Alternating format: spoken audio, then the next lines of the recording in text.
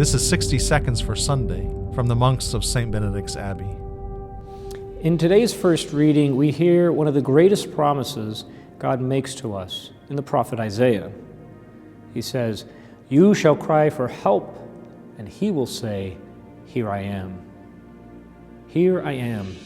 Unlike the boy prophet Samuel, who says, "Here I am," to the Lord who is calling him in the temple, here Isaiah, about 300 years after Samuel, tells us that it is God who says to his people, "Here I am." What can this mean? God makes himself available to us. He listens to us. God's love is so great that he makes himself available to his people, that he enters into their distress. He is their help, not from some faraway and distant abstraction, but with us, near us.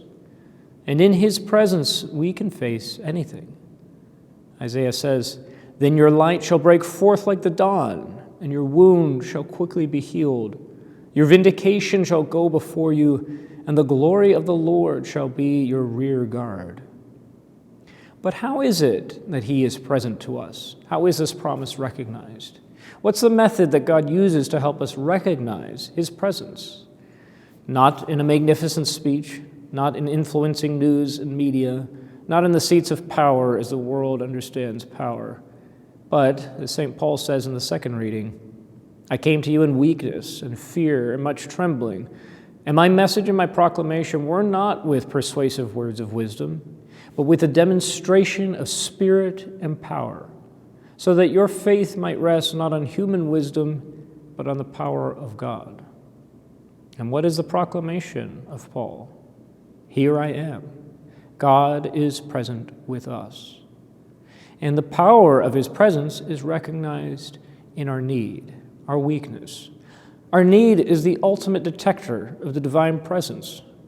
For when our need is awakened and transfigured and met in the light of his presence, which corresponds to our need, then we recognize with certainty a power that is not generated by ourselves or by the world's mechanisms, a power that saves. This is why the prophet Isaiah's promise contains a condition. Share your bread with the hungry, shelter the oppressed and the homeless, clothe the naked when you see them, and do not turn your back on your own. The poor are a great gift. Indeed, St. Benedict tells us that in them most especially is Christ received. For they remind us of the poverty that defines our hearts, a need that cries out for God, for charity with no end. And in sharing ourselves with the needs of others, we begin to discover and fulfill this law of our hearts. Thus, it is no accident that St. Benedict picks this verse from Isaiah to highlight in the prologue to his Rule for Monks the beginning of the road to eternal life. If you desire true and eternal life, keep your tongue free from vicious talk and your lips from all deceit.